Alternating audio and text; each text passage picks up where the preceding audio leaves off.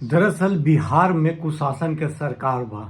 दरअसल बिहार सुशासन के सरकार के लिए फेमस हुआ करता था। जी हाँ, नीतीश कुमार जी ने बहुत हद तक सुधारने की कोशिश भी की, बहुत हद तक सुधारा भी कि रात बिरात आते जाते लड़का हो लड़की हो किसी को कोई दिक्कत नहीं, कहीं छीना झपटी नहीं, कहीं कुछ मर्डर वर्डर नहीं, कुछ नहीं हुआ करता था। लेकिन अब ये हालात बदल गए हैं, जज्बात बदल गए हैं। आप पूछिएगा कैसे? क्योंकि मैं बता रहा हूं, आज के दिन मुकेश सहनी वीआईपी के राष्ट्रीय अध्यक्ष बोलिए, करता धरता बोलिए, उनके जो है पिताजी के उनके घर में घुसकर हत्या कर दी जाती है और बड़ा बेरहमी से हत्या कर दी जाती है। और दिखाया ये जाता है कि इसका जो मर्डर हुआ है वो चोरी लूटपुट के कारण हुआ है। अब सच्चाई जो भी हो ये तो आने वाला समय बताएगा। काम्या मिश्रा जी को ये सौंपी गई है। लेकिन मेरा ये मानना है, इसके पहले मैं आपको बता देता हूं पटना में हुआ क्या कि परसों की घटना ये है, कल या परसों की घटना ये है कि 2 मासूम बच्चे को किडनैप करके उसके हाथ पैर को बांधकर नाले में डाल दिया गया, गड्ढे में। ये पटना के हालात है, 2 बच्चा, युवा बच्चा के हाल है। उसके पिछले महीने चल जाइए, जून की बात कर लीजिए।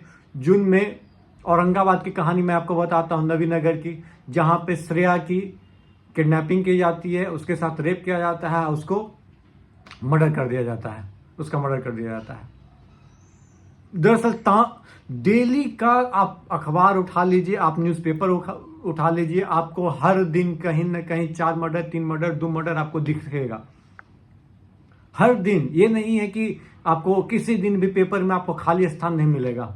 तो क्या ये बेरोजगारी का आलम इतना है? बेरोजगारी का आलम ये है कि या तो लूट पूट हो रहा है, मर्डर हो रहा है, चोरी डकैती हो रहा है। क्या है कि आदमी भूखा नंगा है इसलिए।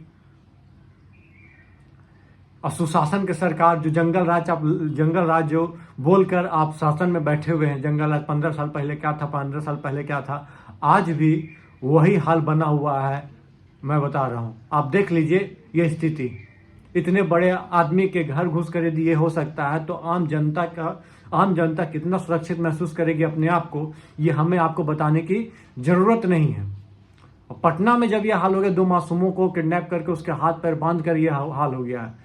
भाई साहब, बिहार में जो है ना, मैं आपको बताता हूँ कारण एक चीज और, शराब बंद हुआ है।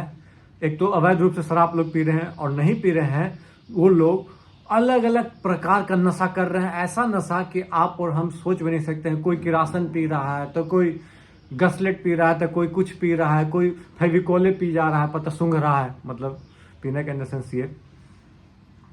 और कहीं कुछ नहीं मिल रहा है तो स्प्रीटे अथिर कर ले रहा है। इतना खराब स्थिति हो गया, गांजा भांग ये दिस दैट, एकदम स्थिति लेवल एक्सट्रीम लेवल पे हो गया है नशा। और ये गांजा भांग तो कॉमन हो गया, आपको ऐसा सा नशा बता रहे हैं, ड्रग्स तक यहाँ लिया जा रहा है लेकिन लोगों के बीच में।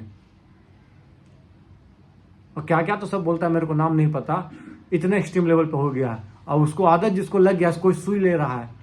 अब जिसको आदत हो गया है नशीली पदार्थ लेने का, उसके बाद माल पानी यदि नहीं है, बेरोजगार है, तो क्या करेगा? छेना झपटी, चोरी डकैती। आज कोई नहीं देगा उसको तो ढूंढ देगा, चक्कू या जो भी करेगा।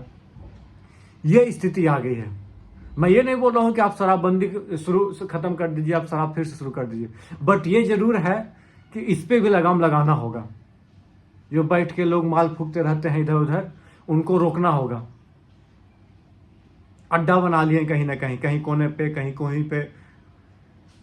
और नहीं विश्वास है तो पुलिस जाके कोना देख लीजिए, अंधेरा रहेगा, वहीं पे माल फूकते रहेगा लोग, या कुछ करते रहेगा, सुइया लेते रहेगा। ऐसे लोगों को पकड़ना चाहिए, इस पे भी कार्रवाई होनी चाहिए।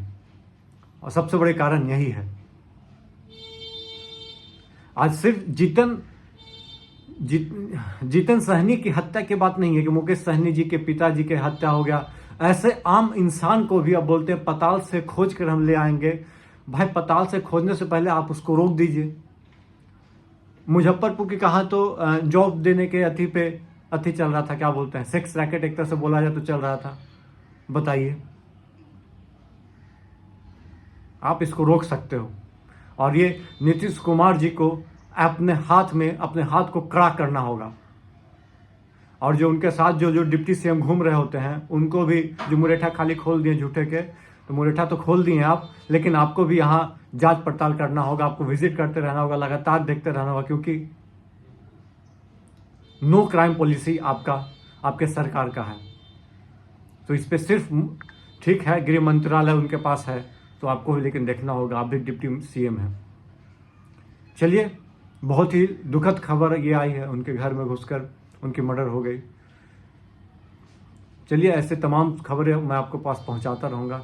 यदि आप भी हमारी बातों से सहमत हैं तो प्लीज़ चैनल को और वीडियो को शेयर कीजिएगा। धन्यवाद। जय हिंद, जय भारत दोस्तों, जय बिहार।